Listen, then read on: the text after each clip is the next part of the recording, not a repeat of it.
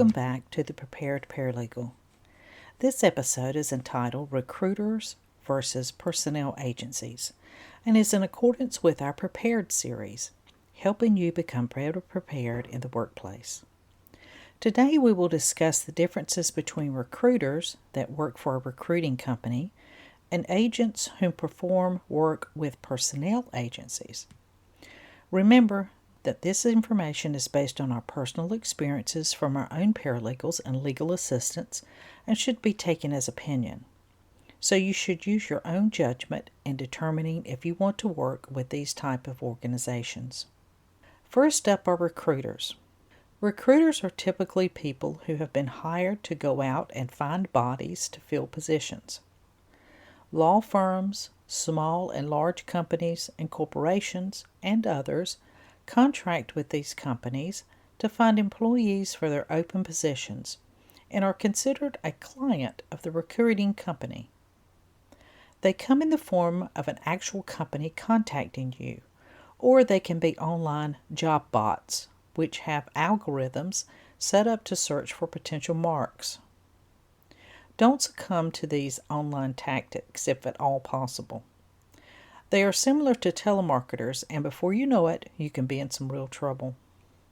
Recruiters are usually hired by employers because they have exhausted all other options, or they simply don't have the time or manpower to go through the process of interviewing and hiring employees. They may not have an internal human resources department. Recruiters generally have knowledge of the workplace but don't have specific experience in the job field of interest.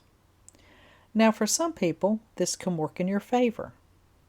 For instance, if you are just starting out or changing careers and have little to no experience in the field, then recruiters can help steer an employer towards your application.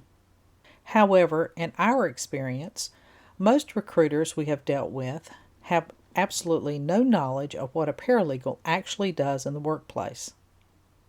They typically have a bulleted list of requirements from the client, and if all the items are not checked, then you are not placed forward.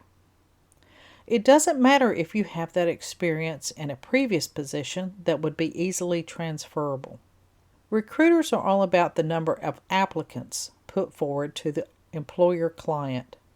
They are paid on quota and not quality. If you are selected to move forward with a recruiter, your information is passed to the employer client, and from then on, the employer is the entity you will deal with. Your interviews will be scheduled with the employer, and your employment will begin with that employer if they choose to hire you. The recruiter at that point is out of the picture, since they have fulfilled their contractual obligation with the client. In this type of employment, you don't have to have a written contract with the recruiter. The employer does. However, be very careful in what you sign with the employer. I have seen employees actually lose their rights to breaks and even overtime pay because of an employment contract they signed. And yes, it is unlawful. Now, agents or representatives of a personnel agency work in a different way. The personnel agency works with the employer, the client, and screens, interviews, and hires the employee themselves. The employee is then placed with the employer temporarily or for a specified period of time before the employee is offered full-time or permanent employment with the employer. The employer pays a standard fee for this service. The employee's salary is set at the beginning and runs from the employer to the personnel agency to the employee. So you are basically getting paid by the personnel agency and not directly from the employer. After the temporary assignment, the employer has the option of hiring you full-time or ending the contract. This can be an excellent way to get your foot in the door if you are a conscientious worker and are willing to go above and beyond your duties. However, remain cautious. Even if you do an outstanding job, the employer can simply use you and then cancel the contract when you're no longer needed. Or in some cases, if one particular person doesn't like you there, then you're out the door. Whereas if you are hired directly by the employer, you are less likely to run into these scenarios. So, which one is best? In my humble opinion, neither one. When you are dealing with a third party as you are trying to gain employment, it is best to keep that transaction between you and the employer. You are less likely to have someone steal your identity, for one, and two, you are more likely to know exactly what job you will be doing and the benefits thereof. You will also have your pay directly from the employer and not rely on a third party for payment. There have been several instances in the news where employees have not been paid from personnel agencies, or they got their pay very, very late.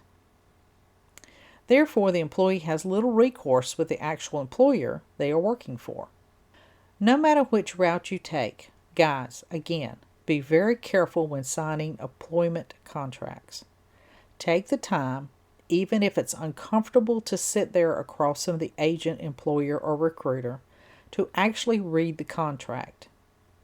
If you find it difficult to understand, ask them if you can sign it and bring it back to them later because you have a previous appointment or something.